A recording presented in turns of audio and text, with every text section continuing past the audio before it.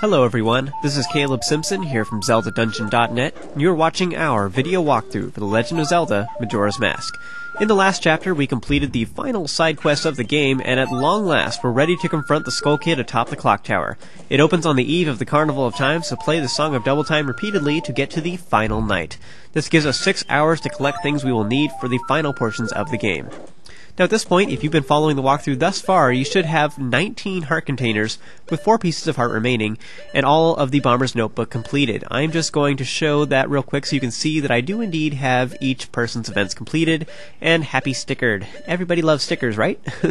So if you are missing a few and would like to help them out, then go to our website and look at the Masks Guide, Pieces of Heart Guide, and the Bomber's Notebook Guide, which will take you through each and every one explaining how to complete it or receive it, whichever the case may be.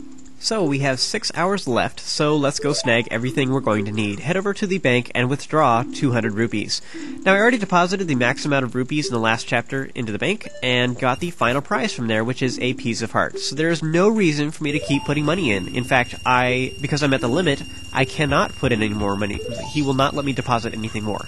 So because of this, I have 5,000 plus rupees at my disposal, and I will never use that much. No matter how much stuff I buy, I probably will never use that efficiently, and there's no reason not to withdraw that money, and there's no reason for me to run around collecting rupees either. I have tons of it just sitting there, so I'm going to go ahead and withdraw rupees. So, head over to East Clocktown and use Romani's mask to enter the Latte Milk Bar. While still wearing the mask, you can then speak with Mr. Barton and purchase a bottle of Chiteo Romani. Go ahead and drink this stuff immediately. It changes your magic bar to blue, which gives you infinite magic for the remainder of this 3-day cycle. Because we're going to finish the game, this is an excellent thing to do right now. There's no reason not to drink it immediately. Next, soar over to Zora Cape and get your bottles ready. You should slash the jars here to stock up on arrows and bombs, and sing a song while you collect things because it's cool. No, not really. So, you can collect fairies here and enter the nearby entrance to make these jars reappear, so this allows you to stock up on stuff. You can fill all of your bottles with fairies if you like, because if you drank the Chiteo Romani with me, this means that you now have 6 bottles of healing items you can have. That's crazy. You will probably never use that many. It's a ton.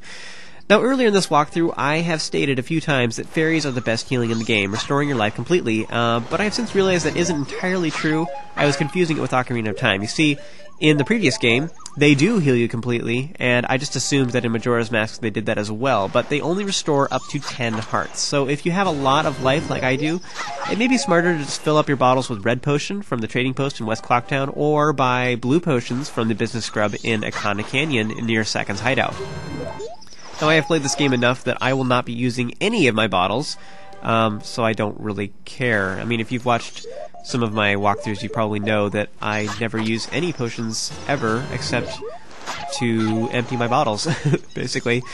Gathering fairies is faster, and I'm lazy, so that's why I'm doing it. I'm only filling up my bottles to talk about healing in general. So the final boss is pretty difficult, but he doesn't do that much damage, so I wouldn't really be too worried about it. I mean, he's hard, don't get me wrong. He takes a long time, and he's difficult, but he doesn't hurt you that much. He doesn't do that much damage to you, especially if you have the defense enhancement from Great Bay Coast. So when you're all done here, you want to soar back to Clocktown. Now that we're tall, we can use this little ramp next to the clock tower itself and simply climb up the steps. So now we just want to wait here until 12 a.m. when the eve of the carnival begins. Now, unlike our last visit here, we now have our ocarina back, as well as the Oath to Order, which we can then use to call the giants. In order for this to work, you have to have completed all of the temples and saved all of the guardians. Once you are prompted, you want to go ahead and use the Ocarina of Time to play the Oath to Order and summon the giants.